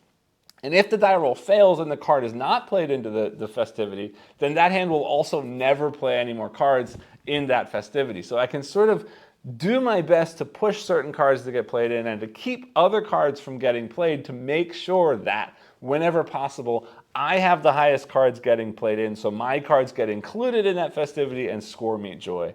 And or the community is getting their cards scored joy, because ultimately the community has to hit 30 joy at all for us to finish with that good ending. So this balance of which cards do I play, which cards do I hold, am I throwing the festivity, am I okay with them throwing a festivity, how do I push them to play the cards I want them to, either to score big on my turns, to score low on their turns, to hit to hit that sort of quiet festivity when we need some of those constables to go away safely so they don't hit us at the end of the week. And this balance of playing cards and holding cards and pushing my luck and choosing not to push my luck and set collecting really makes for a very fun core loop in this game. But again, that core loop is driven by this idea that I'm trying to raise joy as much as possible, trying to avoid any bad stuff happening. Because the bad stuff is also happening from the rest of the festivity. After those cards have been scored, anything that's left in the festivity is going into the gossip pile. And let me explain how the gossip pile works before I explain anything else. At the end of the week, you're going to shuffle the gossip pile and remove 1/3 into the safe pile. So 2/3 of the cards that get placed into the gossip pile will turn up. And those 2/3 of the cards in the gossip pile are going to consist of regular cards, sort of ranked cards, 1 through 9, I believe. No, 8, 1 through 8 in the 4 suits. Then it's also going to include jacks and queens, the Molly cards in those 4 suits. And then it could also contain constables and rogues of those 4 suits. And basically, the constable and rogues is going to be a multiplier. If one of them is there, it's ×1. If both of them are there, it's ×2 in each of the colors, each of the 4 suits, multiplied by the number of number cards in that suit, is the number of pieces of evidence that will be placed in that Molly house at the end of the week. And as soon as a Molly house has 7 cubes or 7 pieces of evidence, it will be rated and closed. And if all 4 of them close, or if one of them is closed and gets another 7 pieces of evidence, the game will end in the infiltration version, the sort of bad ending of the game, and everyone is hanged unless you've been an informer, and then you're going to score based on how well you sort of informed on those who weren't with you and protected those who were with you at the end of the game. I do my best to avoid that, and I think thematically that's sort of what you're supposed to do. So every time I'm playing these festivities, I'm trying my hardest to get as much of the stuff that I don't want to be in the gossip pile into that safe pile, but also making sure that all of the sort of numbered cards that get put into the gossip pile don't have the bad cards in there. No constables and no rogues. Because I can have all of a specific suit in that gossip pile, so long as the constable and the rogue aren't there, no evidence is found. So this is an additional sort of interesting balance to the game, sort of trying to figure out how best to separate those. Because the other way cards go into the gossip pile is, the other roll on the die that I mentioned is a card with an X on it. Also, on the AI's turn, they will have some turns where they do this as well, and this is the market discard. And basically the last card in the row of the market will be discarded. And if it's a numerical value, it will go into the safe pile automatically. But if it is a Molly, or if it is a constable or rogue, it will go into the gossip pile. So you really have to pay attention to what cards are in the market. Will they potentially do bad things? Will they potentially drop off and go into the safe pile, protecting me for the end of the week? Check. And when are those things happening? Should I be pulling a card out of the market row, not because I want it in my hand to help me fulfill a set at the festivity, but instead because I want to sort of pull one of those rogues or pull one of those constables into my hand, so in a later festivity I can hopefully score them and get them safely put into the safe pile to avoid a problem at the end of the week. All of this thinking is very, very interesting. And then on top of that, there's one more action I didn't mention. In the sort of center of each of the 4 sides of this square board, there is a shop, basically. You can go there and get an item, and the items are going to change every round. But the items sort of change up the way that you can interact with the game. There are dresses that, when played during a festivity, can make it so instead of need to have 4 cards of the same suit in ascending or descending order, sort of sequentially in order for that highest ranked festivity, instead any cards of the color or the suit matching the dress that you played will count towards that. So it makes it much easier to throw that best festivity. There are cards that will sort of protect you at the end of the week that says your reputation isn't counted during that whole indictment phase if a Molly house should close. There is a newspaper, I can't remember what the item is called, newspaper something, sorry, that will allow you to place out those exposure tokens when there isn't a molly house being closed, which is another way that you could sort of protect your neck. If you see that closure coming soon, you could potentially inform on that house, and then you would be the informer matching that house at the end of the game, which would help you out in the end, sort of in the event of that negative ending happening.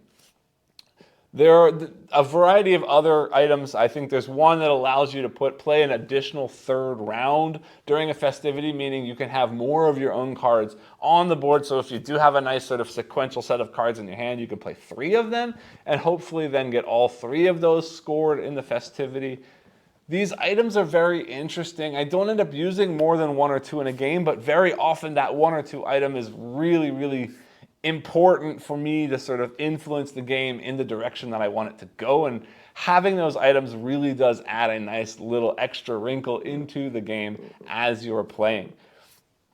Just so much little decision making happening here and there. I should also mention that anytime a constable or a rogue goes into the gossip pile, whoever has the highest reputation of that suit at that time will also lose all of those cards from their reputation, meaning their cruising gets worse, but replacing them with cubes to mean that their reputation is still high at that point, which means then that that person will continue to have the negative reputation when houses close, but won't get sort of the benefits of having those cards in their reputation, keeping them out of the gossip, for example.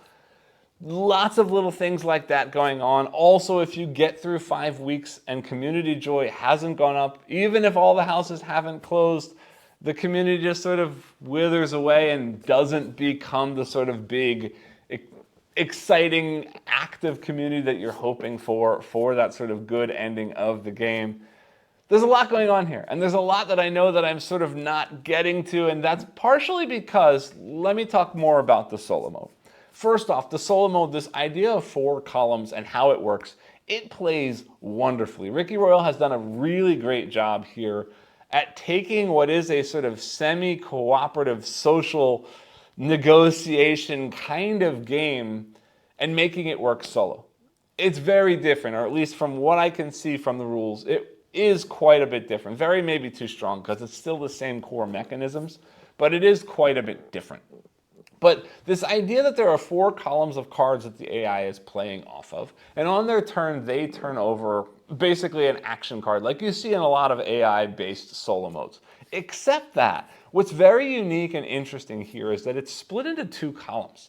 And instead of just saying, this is what the AI is going to do on their turn, instead it says, the AI is going to do one of these 2 sets of things on their turn, and you get to choose what that is. So you have some decision over what the AI is prioritizing, when they're prioritizing, because each row may have some of the same actions, but they're going to be in a different order. So maybe the AI plays a festivity and then does something. Maybe the AI does something first and then plays their festivity. And that's going to be important because some of the actions are giving the AI new cards. Some of the actions are putting more reputation or more cards into the AI's reputation, which could sort of help prevent bad things from happening to you. Some of the cards will be revealing cards in the AI's columns, which is going to be important because it will help you sort of prepare better for an upcoming festivity. Some of the AI's cards will be removing cards from the market, which could mean safe cards are getting put safe, but could also mean bad cards are getting put into the gossip area, so you have to pay attention.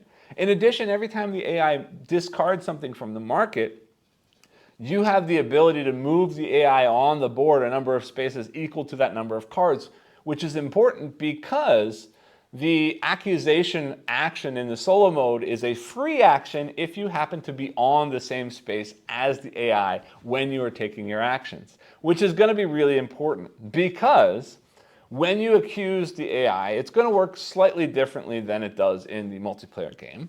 You're going to choose one of the 4 columns of the AI's cards and choose one at random to flip over and reveal. And if that is a constable or a rogue, you have then discovered that that column, that specific column, was an informer. So now you've exposed that informer. And that means for the rest of the game, that column will always be all cards face up, which is great because now I have more information. But also it means that anytime an AI plays a card from that column into the festivity, which is then scored as part of that festivity, instead of the AI getting joy for that card, the community is getting joy for that card. So that gives me more ability to give joy to the community, to push the game further and further, closer and closer to that community sort of thriving end goal. And that's going to be very important as well in all of the sort of thoughts and decisions that I'm making as I'm playing the game. So this idea of sometimes I go into a festivity based on the cards I have and really hope the face down cards that the AI has are going to work.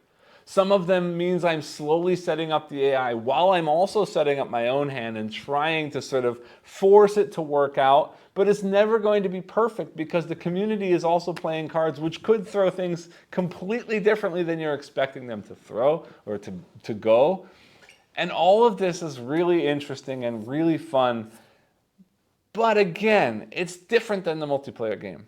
And the reason I point this out again is because this idea of putting out these loyal and turncoat sort of tokens out onto the board, informer tokens out onto the board, is going to be different because I can't really watch what my opponents are doing.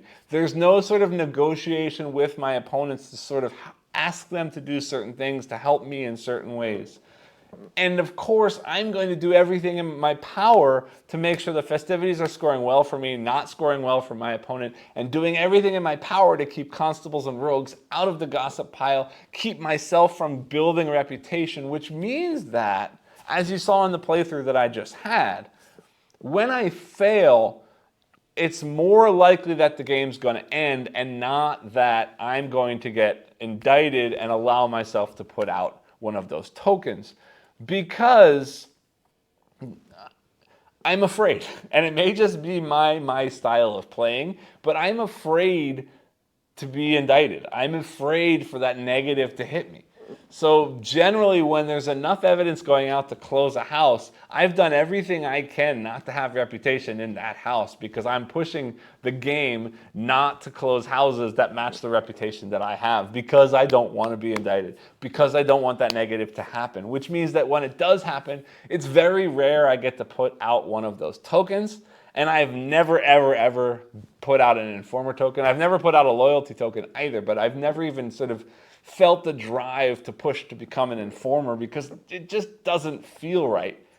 But I have to say that playing this game this time on camera for this playthrough, for this review, and seeing that blue house get closed so quickly, it really starts to reinforce that avenue or that part of the game that I haven't really explored that well yet. And it sort of points out some of the item cards in the game, like that newspaper card, that I haven't really explored that well yet. So it feels to me then that there's more to this game than I've seen in my plays, and I really should try tweaking and playing with the game in slightly different ways just to see how it works. But even if I don't do that, focusing only on winning the game well with community's joy over 30, with my joy as best as possible, trying to figure out how to make sets that help drive my joy and the community's joy, trying to make sets to try and get as many of those constables and rogues into the safe pile, still makes for a very enjoyable game, even if I don't have the ability to sort of switch my brain over to, uh-oh, this house is closing, let's see if we can do something about that. Get myself some reputation, take a small negative hit to become an informer. Maybe someday I'll try that route, but I don't know. It just feels so much better to push for the joy and try my best to make things good be better, and try my best to make the Rookery or the AI do poorly. But I enjoy it. I'm having a lot of fun with this game. Again, I should definitely dig deeper into the back pages of the rulebook that explains more about the history because it is very interesting history and it's certainly something I'm interested in. It's just I'm not a historian kind of person and I don't generally read nonfiction stuff of any theme or story really, and I know I should do more and I probably will do more at some point, but this game is a lot of fun. Now, the multiplayer game may or may not be something I'll ever try. I should try it because I've got the game and why not? It's a very interesting game and I'd like to see how it plays and how it does feel different than the solo mode. But ultimately, this game definitely is the kind of game multiplayer that will shine with negotiation, particularly with the festivities, because unlike the solo mode, I can't see my opponent's cards, so I kind of have to communicate so I know what's going in, at least to some level, and make deals with people so that the festivities turn out the way we want them to, because there is still that sort of semi-cooperative element to the game. And ultimately, I'm not a huge fan of sort of above-the-table play with discussions and bidding and auctions and trading and all of that kind of thing. So I don't know if this one will be great for me multiplayer, but solo mode, I'm very much enjoying it. I love the core game of just pushing for that good ending, and now that I'm seeing more and more, the more I play this game, the more I can see how all the different little intricacies could push towards that negative ending, or at least could push towards sort of making the most of that negative ending to switch into the sort of joy token, the loyalty tokens for the extra joy from those houses and so on. Anyway, I'm really enjoying what I've seen here. The theme is fresh and refreshing. The gameplay, this set collection poker style sort of multiplayer hand creation is a very interesting one that I'm enjoying quite a bit. I think that's basically all I can say. I do apologize for any kind of rambling in these final thoughts because there's a whole lot going on here and there are still a lot of little things I haven't fully explored in the game simply because of the way the game plays and what I have been focusing on instead. So there may be little things here and there that I missed or skipped over, and I apologize for that, but I do hope that this video was helpful for you. And as always, if it was, I do ask that you like, subscribe, and click the bell icon below, and I'll see you all next time. Thanks.